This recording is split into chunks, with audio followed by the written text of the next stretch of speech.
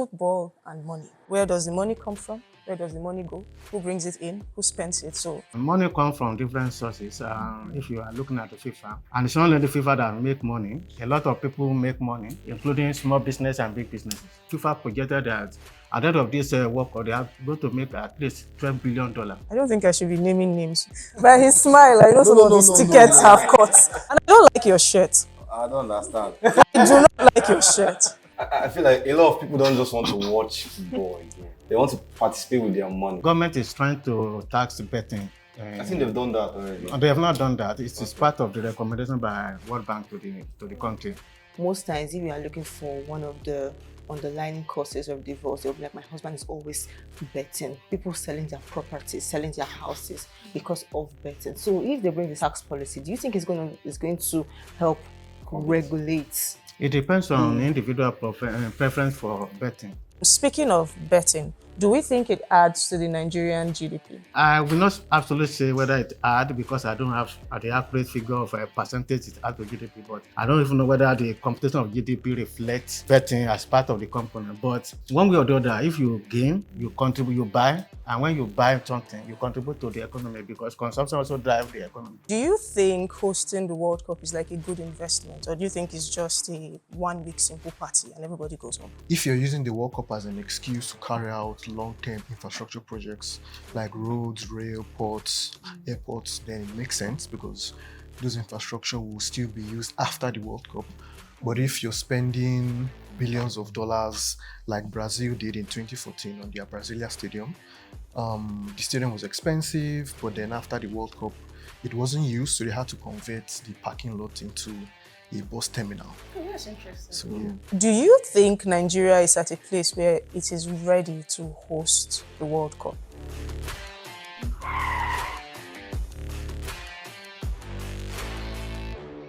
The World Cup lasts for just a few months or weeks, but the economic effects can last for years. Football is not just a sport, it is now a business. And today we dissect that business. Welcome to CSEA Unscripted. I am Deborah, and I have here with me. My name is Alexander Ikena Okeke. My name is Anyan Chizoba Mercy. My name is Obuigwe Michael. I am Isiaka Raif. Welcome. The World Cup.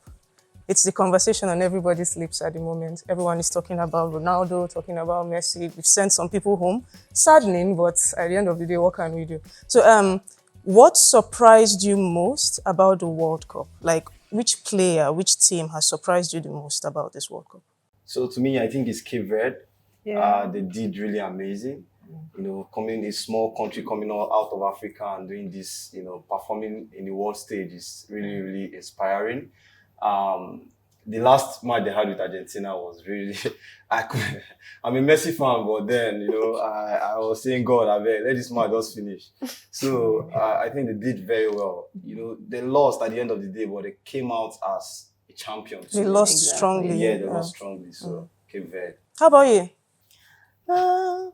I'll still say the same thing he said. Oh, okay. Cape Verde. Okay. For the same reasons. For the same reasons, That's exactly. nice. I think in the group stage, most of African countries perform better.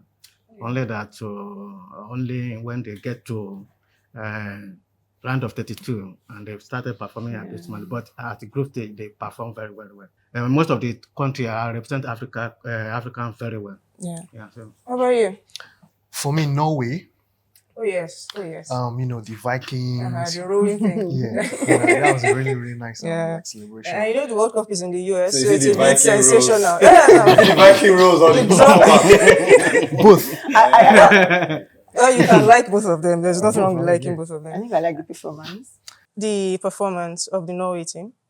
That's interesting. So, the World Cup, as we all know, it is being hosted by America, the USA, Canada, and Mexico. So, I don't know, do you think hosting the World Cup is like a good investment, or do you think it's just a one-week simple party and everybody goes home?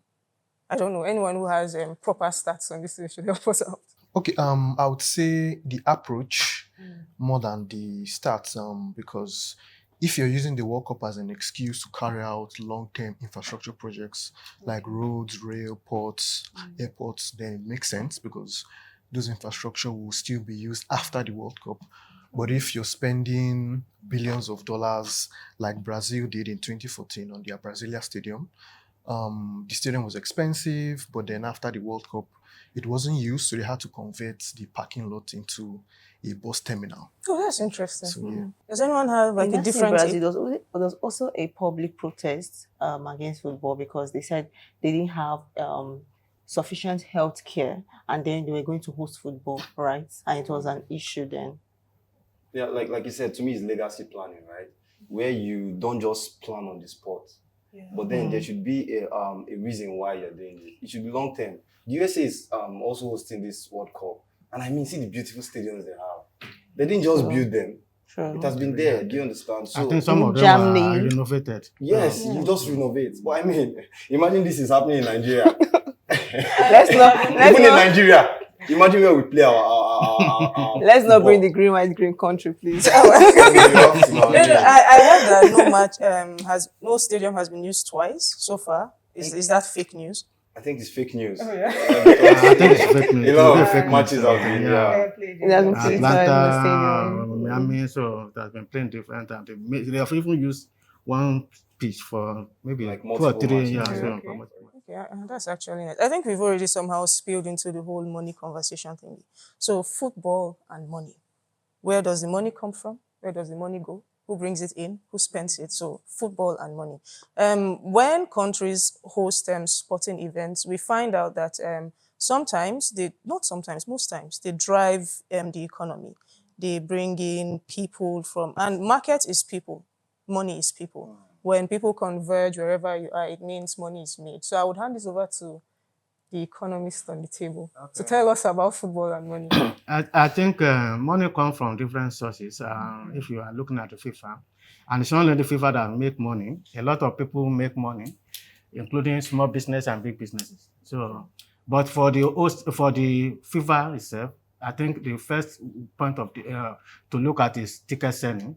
They are, different people come from different countries. Even if your country is not even participating, some people also come to watch the football. So they sell a lot of tickets to different people, to different nations. So apart from that, they have TV right, they have sponsor deal, they have collaboration here and there. So they also have TV sponsor. If you want to broadcast, you have to pay money. So money comes from different ways. I think FIFA projected that at the end of this work, they are going to make at least $12 billion.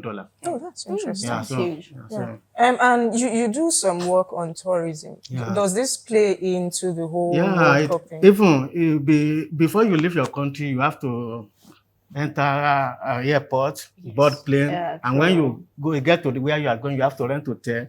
These are hospitality and related tourism activities. So tourism cannot be left out of sport. Sport itself is tourism activity. itself, So, yeah. yeah, so.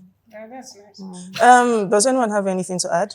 Yeah, just as he said, he already spoke about the biggest money comes from these broadcasting rights, advertising, sponsorship, licensing, and we can say that the merchandise is huge, right? But the TV rights remains the biggest revenue for FIFA, right? So that is all I think I can add to what he said. So to add to what you said, I feel like there's what we call the multiplier effect. Yeah. You know, I mean, when it comes to the World Cup, the name itself, the World The Cup. World Cup. Everybody watches. You're not participating, you watch it, right?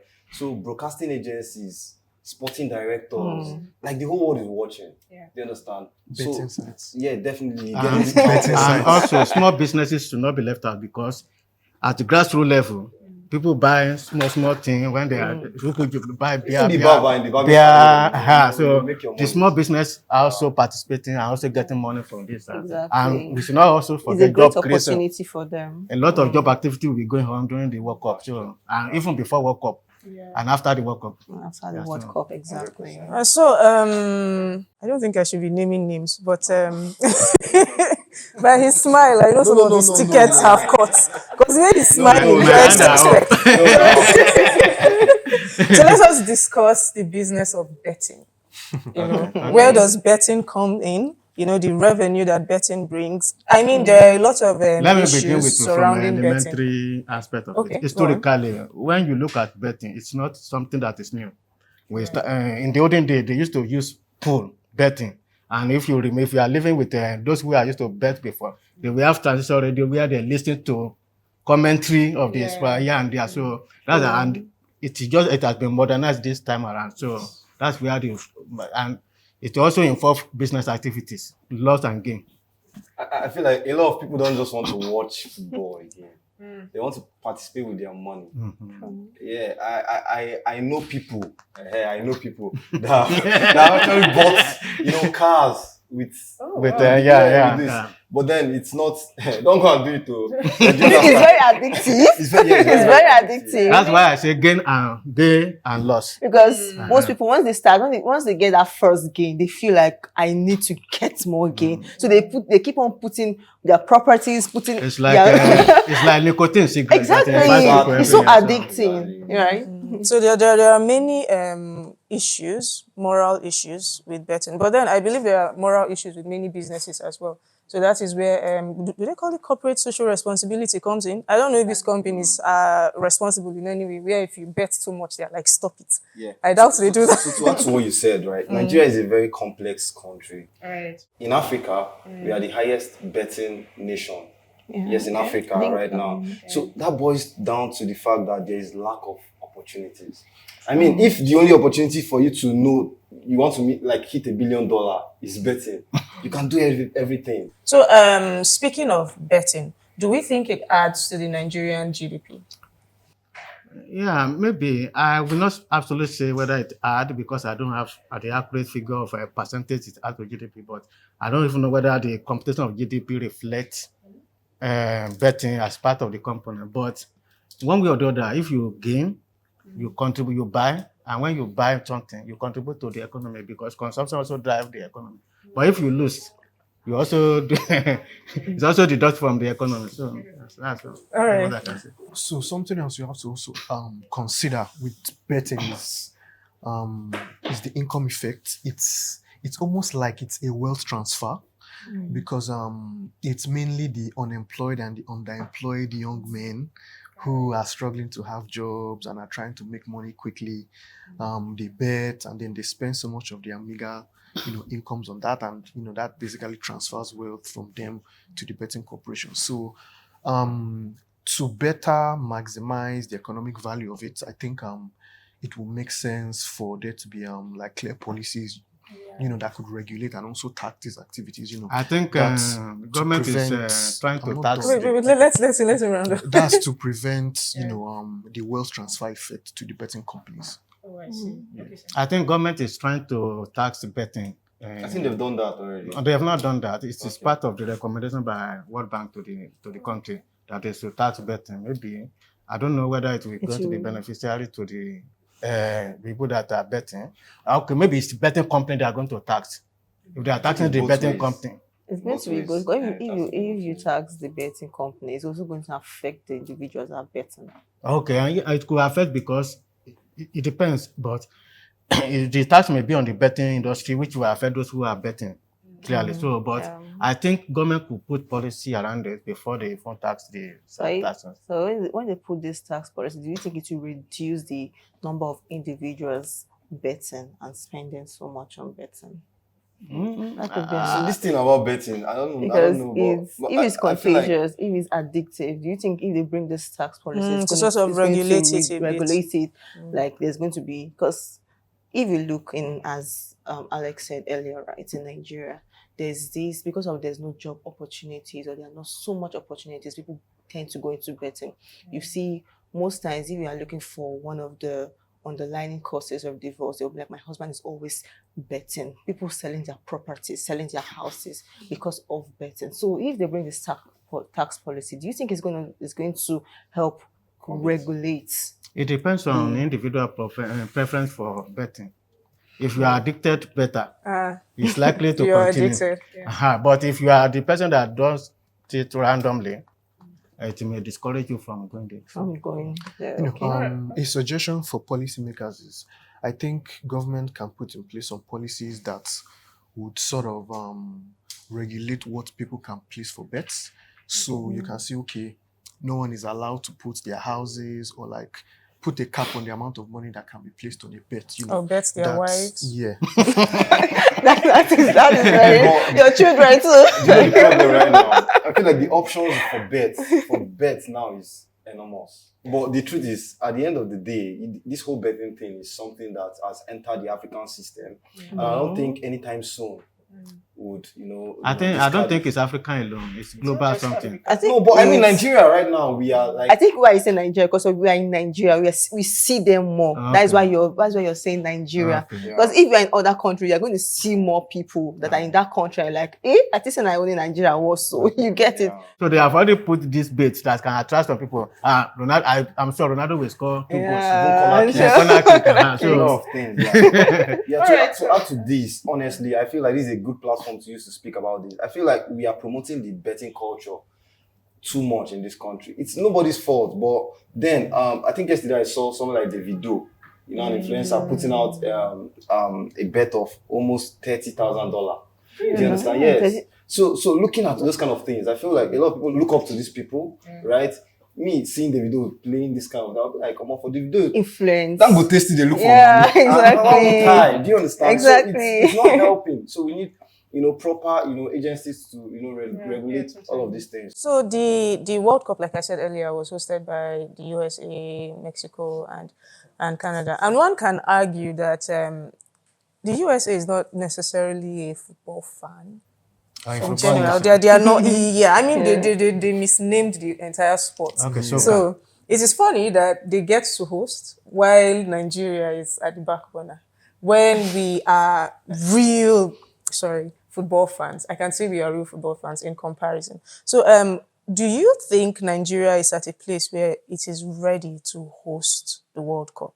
And if yes, what are these benefits you expect to see from us hosting? If no, what are the drawbacks? I want everyone to answer this question, like every person on the Yeah, let me begin by saying that USA has been hosting World Cup. It's not the first time. Oh, yes, They hosted yes, it in actually. 1994. And also they hosted Olympic in 1996. So they are currently hosting in conjunction with other countries in Northern America. So they may not call it football, they call it soccer. So they are also footballing nations, so football loving nations. So, but for Nigeria, I think one of the problems that can constrain Nigeria is our level of infrastructural development. So hosting World Cup, it requires a lot of capital, and given our deficit in terms of finance and in terms of infrastructure, I don't think by now we have the capacity or the resources to devote to hosting the World Cup. That's my opinion. Yeah, I said it all. Trust me, I said it all because we all have the same mindset of I just said it all. Yeah. Does anyone have a differing opinion? Me, my own is different though. Okay, go on. I mean, how would you want? So sorry to say, but Nigeria in this time and era, to add to what Dr. Isiaka said, is we have issues of insecurity in Nigeria, and I mean, I don't want to say much, but imagine Nigeria hosting the World Cup. I feel like we need to work on ourselves first. We don't even need to look at the World Cup first. I mean, we can start with hosting the FIFA Youth World AFCON. Cup. AFCON. Yeah. The other day I was watching a match being played in Akwa Ibom. I couldn't even hear anything the commentator say. I'm sorry, but man, we need to do better. We need to do So better. you need to work in our house first before you go outside or welcome people. Let us do our own work first. Do some changes, do some regulations. Exactly. Again, before you can ask you want to bring in. So structured recommendation, or off the top of your head, 2 recommendations for, let's say, policymakers, if we are to see ourselves hosting the World Cup in the next 10, 15 years. Hosting the World Cup is beneficial to hosting nations. But you need to put what is required in place before you can. So we need to develop our infrastructure like lights, good roads, stadium, health, and many other things. It is then we'll be ready to host even AFCON, not to talk about not to mention World Cup. World Cup is so far. And Nigeria would also benefit in tourism from hosting. However, I think there are issues with our tourist sites places that need renovation, that sort of thing. Because someone would come to your country, they might want to go around. Oh, I'm in Nigeria for the very first. I'm in Nigeria for the World Cup. Yeah, Let me it's a go great around and see. opportunity. Like, Yeah, it's a great opportunity to like see. when you go to a new country, like, oh, let me go and see this thing. Exactly. So imagine, Even it's not even only economic alone. Social interaction is also. If you look at sociology aspect of it, it's also part of. You meet different people that you have never known. You interact. You see idea. You know the culture of other people. You can even marry the person from there. Oh, wow. that There's one. a lot of. Apart from economy, there is a social benefit. There is a psychological benefit. Yeah. So. All right. I think we are at the end as of it. Nigerians, Actually, we need to do better. Nigeria need to first. do better. Put whatever required. It's going to be a great opportunity Yeah. for opportunity for we Nigerians, right? But we need to still do better. Everybody will benefit, even including those who Yeah. are selling Google on Exactly, on they'll the street. benefit. Hotels will benefit. Yeah. Transport systems will Will benefit. So Everyone the is going to benefits are benefit. there, but the infrastructure are not there now. It's not there. We need The to other do better facilities in are not that. there now. Yeah. So. all right. So build infrastructure, host the Yeah. World Cup in the next 10 years. By- That sounds like a by plan. God's grace. By That God's one is a Alright, lofty plan. Well, it's achievable. Yeah, Nothing well, is maybe nothing is too nothing much is- for not- Nigerians. yeah, We are yeah. Nigerians after all. Okay. At the moment, which African nation do you think is ready to host the World Cup? So number one would be Morocco. They are already, scheduled to host the World Cup along with Portugal and Spain. That's the next one. That's 2030. The next, I think, would be Egypt. They've partnered with a lot of Gulf countries, that's specifically like their sovereign wealth funds to carry out a lot of large-scale infrastructure projects across, the country. So they would also be in a good position. Then finally, I think South Africa. I mean, they've hosted before. So yeah, those three. And potentially Ethiopia. So those 4 countries. All right. How about you?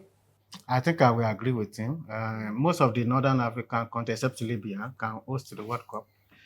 Maybe partner with other countries in Europe or in Africa. And in the Eastern Africa, Ethiopia or Kenya could probably host the World Cup. Maybe in partner with them. But in West Africa, I don't think Any any country. country in there can host the World Cup. All right. How about you? I think Morocco. They've done it with the AFCON, very, very nice. If not for the last mini drama. Okay. Then, Still need to win. yeah, South Africa. Well, boys. Then South Africa. I mean, 2010 they did Yeah, very they well. did well. Then the last one would be Egypt, like you said. Okay. How about you? Why are we not believing in Nigeria? Okay, we are believer. In the next 10 years, hopefully. Hopefully, we are believers. Yeah. Yes, what I'm saying is, to add again, I think the best approach would be to sort of share the responsibility, Yeah. like the US, Mexico, and Canada. So maybe, like you said, the North African countries, maybe you can have Egypt, maybe Algeria, and maybe like Tunisia, and then maybe like in the East. I think 2031 will be hosted by 3 countries, 2 from Europe, 1 from Africa. So Yeah, I already said that. That would be. They're They are very very close. close. Very Those close. So countries are very Morocco close. is up there. Spain, I think Portugal too. Yeah. Oh, Portugal. Very interesting. So This that's brings like us in to 4 Portugal. years' time. We are in Portugal now, so let us settle this debate once and for all. Okay. We sent some people home recently. Sadly, someone had Yeah. to go home. I did cry, but I was close to tears. So there is a big debate. According to some people, this person that went home should have gone home because he has no business at the World Cup, which is insulting. So, and I don't like your shirt. I don't understand. I do not like your shirt. You should like the shirt. So, all right, let us settle this debate. Team Messi, Team Ronaldo. Who do we think is the GOAT, as we like to say? Let me play a middle role. wow. I'm a lover of aesthetic football, beautiful Politician. football. So, but if I were to judge by that, I will tend toward Messi, but let's leave the good debates aside. Okay. All right. How about His shirt says it all. I said this thing before. See, in every generation, there's one of many. No, they can be too. I don't understand how this, when it comes to football, we now decided to share this thing with somebody called Ororo. No, we have affection, different affection. No, the truth is that if you're a good football fan, you watch football without emotions, right? You know that Messi is, there's no debate. We've done this thing before. This is our throwback. This whole World Cup thing. We did it before, right? We won France in the final. So I feel like Messi is the greatest of all time. There can be two. You know, Beethoven and No, Mozart. the other one is the greatest of sometimes. Thank you. That was me. Yeah. What do you think? I think Messi winning the World Cup cemented him as the greatest of all time. But Ronaldo is a very close second. Just say Ronaldo. don't try to hide. See, okay, like you have to be factual, right? Yes, Messi won the World Cup, so he has completed football. It is not even by winning the World Cup. It's by observing what they do on the pitch. Exactly. Individual A good performance. football player. If you are a lover of aesthetic football, beautiful football, you will you know. will be tending toward Messi than Ronaldo. So Ronaldo doesn't play beautiful. Nobody He's a goal nobody poacher, said he's a he goal doesn't poacher. play. He's a goal But coach, but at least he's scoring the goals. It's okay. It's okay, we don't like that. But the goat of all is Messi, It's Messi. please. Yeah, let's put So that. we have My a elder consensus. brother. I am a secret Ronaldo fan, so Why I you would be really a fan because people are against me now. So We have many all Ronaldo man fans in now. this environment. So I think that brings us to the end. Funny enough, we've run through all the questions. Thank you so much for watching CC Unscripted. See you in the next episode.